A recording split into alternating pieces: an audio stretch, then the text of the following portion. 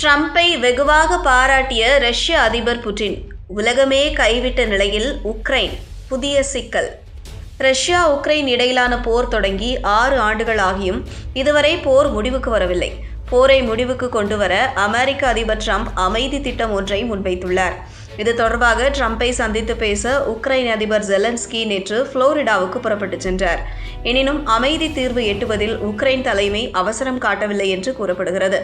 இதுபற்றி எச்சரிக்கை ரஷ்ய அதிபர் புட்டின், உக்ரைன் அமைதியை விரும்பாவிட்டால் இராணுவ வழிமுறையில் இலக்குகளை அடைவோம் என்றார். நாட்டோவில் இணைய முயன்ற உக்ரைன் மீது கடந்த 2022ஆம் ஆண்டு பிப்ரவரி முதல் ரஷ்யாவின் இராணுவம் கடுமையாக தாக்குதல் நடத்தி வருகிறது. இதனை நிறுத்துவதற்கு மேற்கொள்ளப்பட்ட முயற்சிகள் எல்லாமே இதுவரையில் தோல்வியில் முடிந்துவிட்டன. இது ஐரோப்பா மற்றும் அமெரிக்கா உள்ளிட்ட நாடுகளின் ஆதரவுடன் போரிட்டு வரும் உக்ரைன் தன்னாட்சி பகுதிகளை ரஷ்யாவிடம் இழந்துவிட்டது. சில பகுதிகளை ரஷ்யா உக்ரைனிடமிருந்து வலுக்கட்டாயமாக பறித்துவிட்டது. இந்த நிலையில் உக்ரைன் ரஷ்யா இடையே போரை முடிவுக்கு கொண்டுவர விரும்பிய அமெரிக்க அதிபர் ட்ரம்ப் தொடர்ந்து தீவிர பேச்சுவார்த்தைகளில் ஈடுபட்டார். அனைத்து ராஜதந்திரங்களையும் அதற்காக ட்ரம்ப் பயன்படுத்தினார். அதன்படி உருவாக்கப்பட்ட அமைதி ஒப்பந்தத்தை ஏற்பதில் உக்ரைன் தயக்கம் காட்டி வருகிறது. இதனால் அமைதி ஏற்படவில்லை.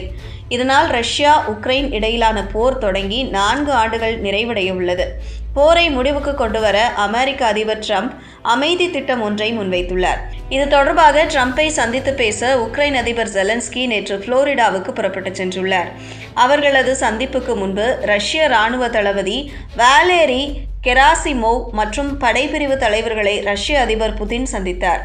போரில் ஏற்பட்டுள்ள முன்னேற்றங்கள் குறித்து புட்டினிடம் அவர் விளக்கம் அளித்தார்கள். அமைதி தீர்வு எட்டுவதில் உக்ரைன் தலைமை அவசரம் காட்டவில்லை என்று புதினும் கெராசிமோவும் கருத்து தெரிவித்தனர்.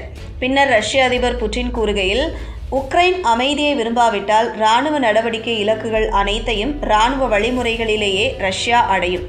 ரஷ்யா உக்ரைன் எல்லையில் பாதுகாப்பு மண்டலம் அமைக்கும் பணி வேகமாக நடந்து வருகிறது. டான்பாஸ், ஜபோரோசி ஆகிய பிராந்தியங்களில் ரஷ்ய படைகளுக்கு வெற்றி கிடைத்துள்ளது என்றார். இவ்வாறு அவர் கூறினார். இதற்கிடையே ரஷ்யாவின் வெளியுறவு அமைச்சர் செர்ஜி லவ்ரோவ் ஒரு செய்தி நிறுவனத்திற்கு அளித்த பேட்டியில் கூறுகையில், ஐரோப்பாவில் எந்த நாட்டையும் தாக்க ரஷ்யா விரும்பவில்லை.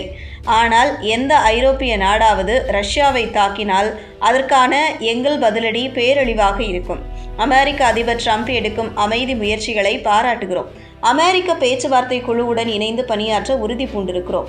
ஆனால் ட்ரம்ப் பதவிக்கு வந்த பிறகு ஐரோப்பா மற்றும் ஐரோப்பிய ஒன்றியம் அமைதிக்கு தடைக்கல்லாக உருவெடுத்துள்ளன. அந்நாடுகள் ரஷ்யாவுடன் போரிட தயாராவது போல நடந்து கொள்கின்றன. இவ்வாறு தெரிவித்தார்.